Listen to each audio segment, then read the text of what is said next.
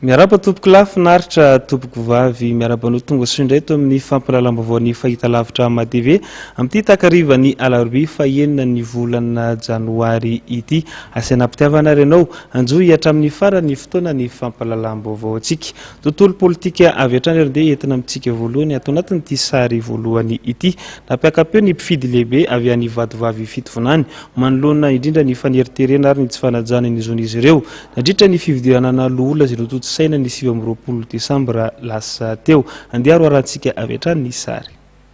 novidina vola ary noterena ifidin'ny candidat ny lisitry ny HVM sy ny fikambanana fanorolahy ny mpifidy lehibe ao vadivavy fitovonany araka nambaran'ny solotianan'izy ireo ny jorovavilombelona raha ny fanazavana dia 2 hetsy ariary no nisandaina mpifidy lehibe ary narahana fandrahonana fa nesorana amin'ny toeram-be tanàna sy mpanotsaina tsy mividin'ny lisitra nambaran'ireto mpanotsaina reto ihany koa fa nisy ny famadiana voka-pifidianana tamina birao fandatsaham-bato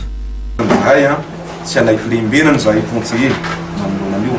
da dia tsaisetra isan'izay ampafantatra ny Madagasikara ray manontolo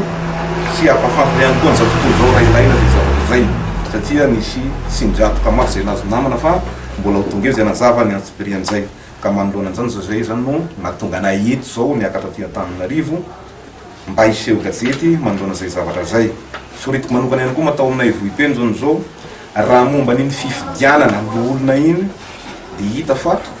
tsy safidy fa vidy ny zavatra nisy satria raha ny zava-misy amin'ny mahaconseillenay tsy omena siny reny conseiller reny raha dia anatin'ny fikambanana satria raha malala situation Madagasikara situation amin'ny conseiller dia mbola mipetraka amin'le valonjato sy arivo ny tamin'ny teny zao kanefa ny fiainana miasarotra na raha rotina zany ireo conseiller ireo nampiasan'ny antoko mpanjakana vola sy ny antoko non tsy antoko fa fikambanana fanorolahy ny fidianana ny safidin'izy ireo napetraka fidinam-panjakana misy ny antoko HVM misy tamin'ny fotoanan'io izay bureau de vote ahitana 50%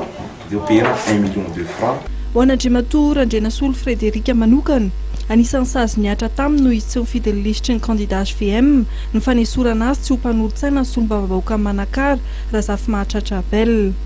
conseiller assistant parlementaire ao anatin'ny district ny Manakara koa assistant parlementaire député Abel dia nanao fitarainana zay amin'ny fiarovana ny zon'olombelona satria misy ny fitarainana fampiororona sy fampitahorana ary ny randrahonana zany amin'ny zavatra zany dia zay zany teny izy roanay mafy hatramin'ny farany daholo miaraka amin'izay efa voalaza namana teo niny hoe ny afara amin'ny abrogénana amin'ny assistant parlementaire anazy zany izao fizoroana vavolombelona zao manoloana ny fanitsakitsahana ny zo mampifidy azy dia laza fa hitondra fitarainana eo anivon'ny mpiaro ny zon'olombelona ireto mpanolotsaina ny tanàna avy any faritra vadivavy fitovonany ireto nametraka fitarainana teo anivon'ny vaomeram-pirenena misahana fifidianana ireto mpanolotsaina ny tanàna ireto manoloana ny tsy fahatombanana rehetra tamin'ny fifidianana